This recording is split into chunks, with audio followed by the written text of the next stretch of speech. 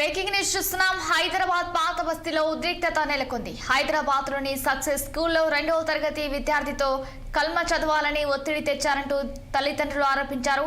ఈ విషయమై వారు స్కూల్ యాజమాన్యాన్ని ప్రశ్నించి అభ్యంతరం వ్యక్తం చేశారు.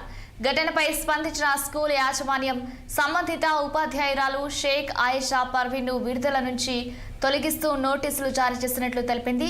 అలాగే ఘటనపై పూర్తి స్థాయి విచారణకు సహకరిస్తామని వెల్లడించింది. మరోవైపు సైబరాబాద్లోని సక్సెస్ స్కూల్ ఘటనపై బీజేపీ హిందూ వాహిని నాయకులు కార్యకర్తలు పాఠశాల వద్ద నిరసన చేపట్టారు. పాఠశాల యాజమాన్యం సంబంధిత సిబ్బందిపై కఠిన చర్యలు తీసుకోవాలని, స్కూల్ను సీజ్ చేయాలని డిమాండ్ చేశారు.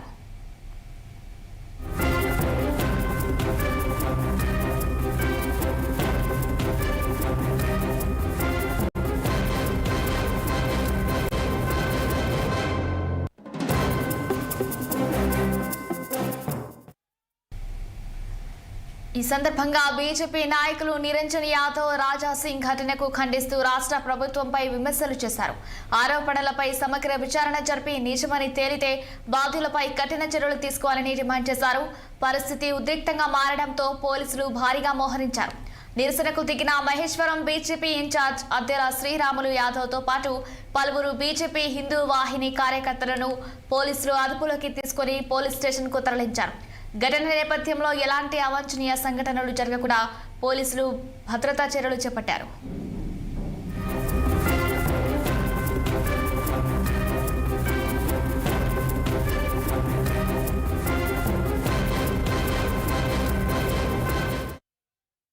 छोटा इशू हो गया हमारे पास। एक टीचर उसमें कुछ रीड करो बोल के लिखे गए थे, उसको छोटी चीज़ को बड़ी कर दिए।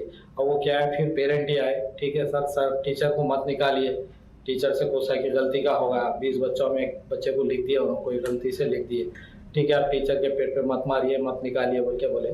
टीचर को हम ऑलरेडी टर्मिनेट कर दिए, निकाल दिए, उनका लेटर भी है। अब क्या है, पेरेंट फिर आके हमारे से बोले ठीक है सर जो भी हो गया बोल के बोले। अब ये छोटी चीज़ को क्या है, लोग आप बहुत बड़ा इशू कर रहे हैं, ये इशू गलत है, ऐसा नहीं करना चाहिए।